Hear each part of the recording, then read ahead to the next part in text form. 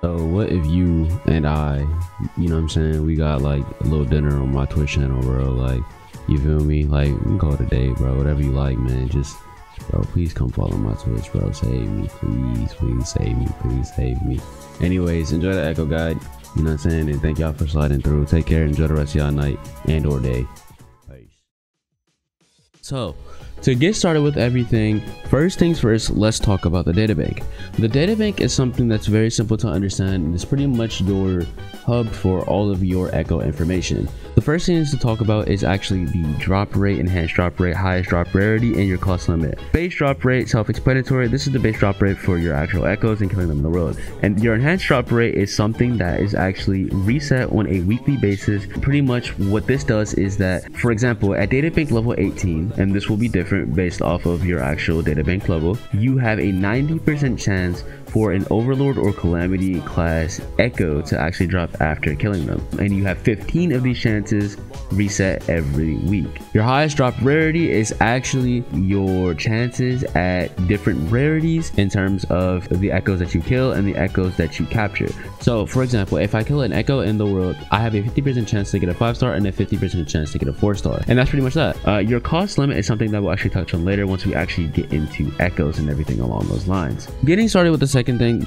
this is your Echo Gallery. Your Echo Gallery actually allows you to view all the Echoes that you've captured and their Sonata effects, their skills, current progress in terms of rarity, their class type, and their names. The main takeaways from this are their class type, your current progress in terms of your XP, and their Sonata set effect and their Echo skill. You can also use the gallery to track the Echoes that you're looking for, detect them on the map, and actually teleport and go farm them whenever you need to. So that's something to keep in mind if you are looking to farm Echoes on the overworld. Otherwise, you can actually farm them in the tacit fields. Secondly, something to keep in mind is that when actually going through your Echo Gallery, if you do not have your Echo collection progress maxed out, you will see multiple different types of rarities. For example, majority of my Echo Gallery at the moment is filled with 5-star Echoes, just because I'm at 204 out of 208. So I pretty much have almost every single rarity, every Echo in the game, but I'm missing these 4. For example, as you can see here, my Inferno Rider is at a 4-star progress in terms of its rarity. It's not at 5-star compared to like my Traffic Illuminator, which is 5-star and is completely maxed out. I don't need to farm this anymore in terms of my progress for my Databank, but if I want to progress my Databank even further, I would need to get a 5-star variation of this Inferno Rider in order to actually max my Databank out. Just know that lower rarity Echoes will always be at the bottom, and you can sort them to the top if you like. These are the Echoes that you need to obtain a higher rarity of based off of your Databank level and what is actually accessible in terms of your drop rarity. So keep that in mind in terms of when you are farming, what you're looking for, and the Echoes that you actually need. Next up, we actually have our Sonata Sets and our set effects. These set effects are pretty simple to understand. Each element has their own corresponding set effect. To put it quite simply, you put the square in the square hole. For example, if I'm using a main DPS, most of the time I will be putting said main DPS on their corresponding set. For example, if they were ice, I would put them on the freezing frost set. That would be that. There are instances where your main DPS and or your DPS in this game, sub DPS or whatever you would like to refer to them as, will not be on their main set effect, and we'll get into that later with the Rejuvenating Glow, Moonlit Clouds, and Lingering Tune sets all being outliers in terms of this normal rule. So the Rejuvenating Glow set is actually a set that is used for your supports and or characters that can provide healing to the party. Once they actually provide healing to the party or any of your allies, they increase the attack of all party members for 15 seconds. So it's something to keep in mind. Very nice for your bite sheet, very nice for your arena. Definitely would recommend using this. It's a very good set to have. Your Moonlit Cloud set is a kind of sub DPS, like also kind of like supportive set. You can farm just this set and it'd be fine. This set pretty much allows you to actually buff the attack of the next Resonator by 22.5% for 15 seconds after using their outro skill. So it's something to keep in mind for your sub DPS for your Sanhua, for example. If you're pairing her with like Holcharo, then you can go ahead and throw that on her, and whenever she uses her outro skill and you swap into your Holcharo, will have his attack increased by 22.5% for the next 15 seconds. So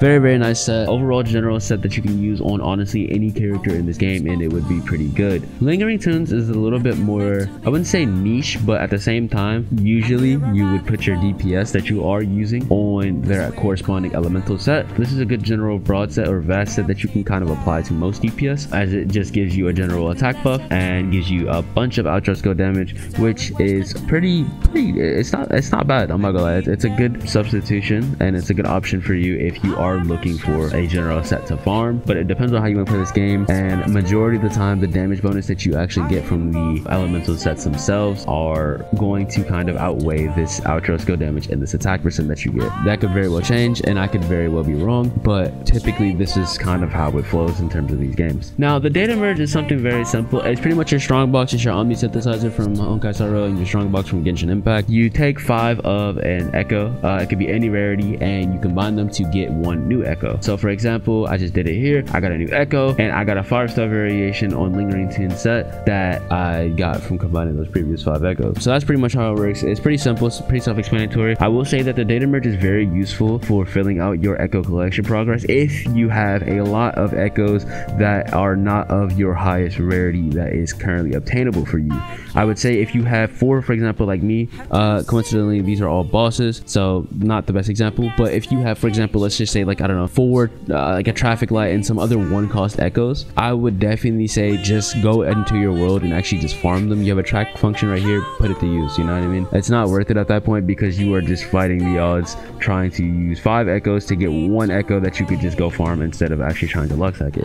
If you do manage to luck hack it, hey, power to you, but definitely would not recommend it in terms of trying to max it out. Just go farm it. Getting to the gearing part of the echoes guide, this is actually where we start to talk about your cost, which is the thing that I mentioned earlier. Your cost is actually the limitation on the ecosystem that prevents you from equipping anything above. For example, in this instant, I would not be able to equip any more echoes that would take me above the cost of 12. So if, for example, if I try to remove this 1-cost echo and equip a 4-cost echo, you will see that it's 15 out of 12 and it is glowing red. If I try to equip it, it will tell me that I need more cost to equip this echo.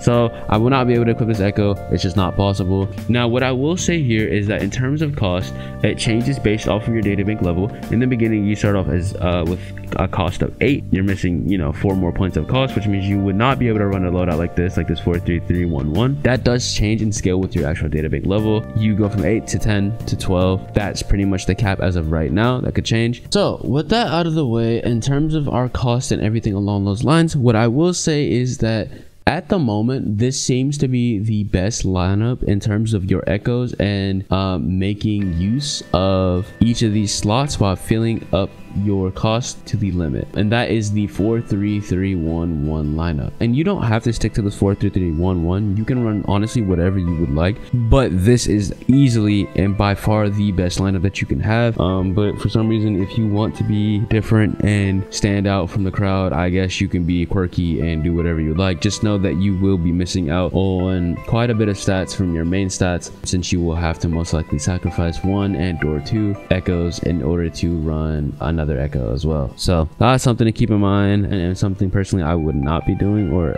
something personally that I will not be doing as of right now until proven otherwise. That's pretty much that in terms of your whole ecosystem and how that works. So this is actually where we can start talking about cost of each individual types of echo. For example, Tempest Memphis here is actually a cost for Overlord class echo. Cost 4 echoes, how they vary compared to your cost 3 and cost 1 echoes is the fact that they are actually only able to roll HP percentage, attack percentage, defense percentage, crit rate, and crit damage and healing bonus for their main stat. And this flat attack here will always be fixed on cost 4 echoes. But your main stat, in terms of this crit rate here, you can only find certain stats here on cost 4 echoes, that being your crit rate, your crit damage, and your healing bonus. For your cost 3 echoes, you have your electro damage bonus, your attack percentage, your HP percentage, your defense percentage, your arrow damage, your glacial damage, your fusion damage, your havoc damage, your spectral damage, and energy regen. So cost 3 has quite a bit of main stats that you can actually get. So it's something to keep in mind when you are farming.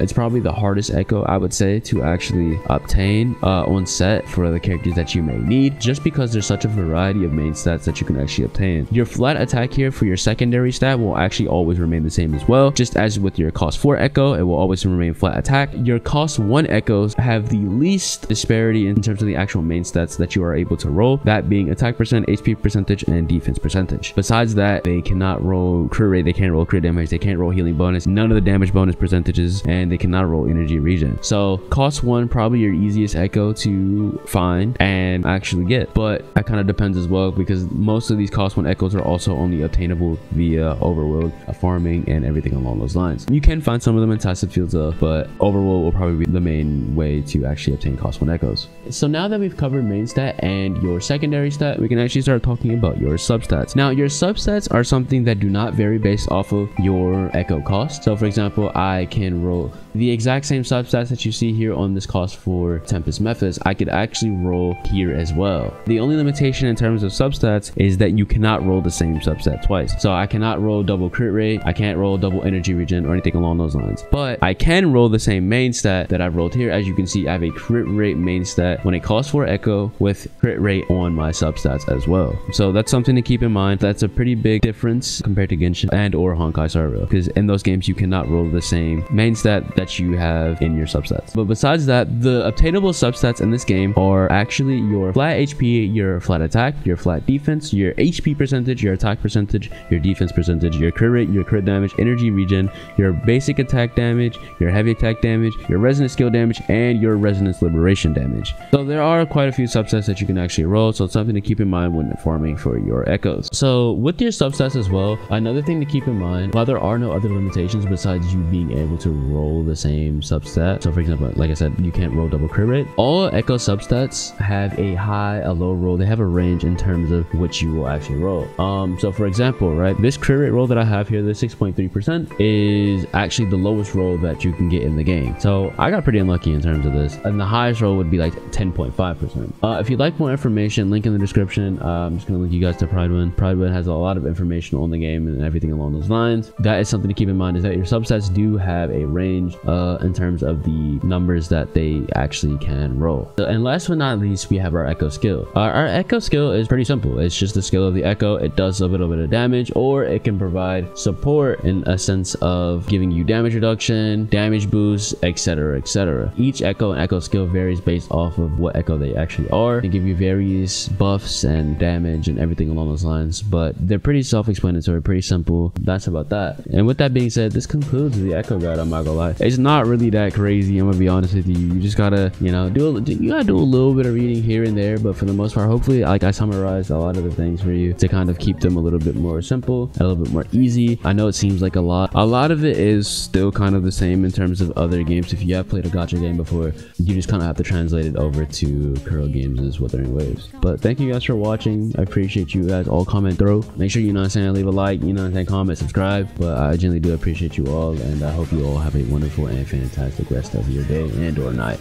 Take care, love y'all, and follow me on Twitch, please. Thank you.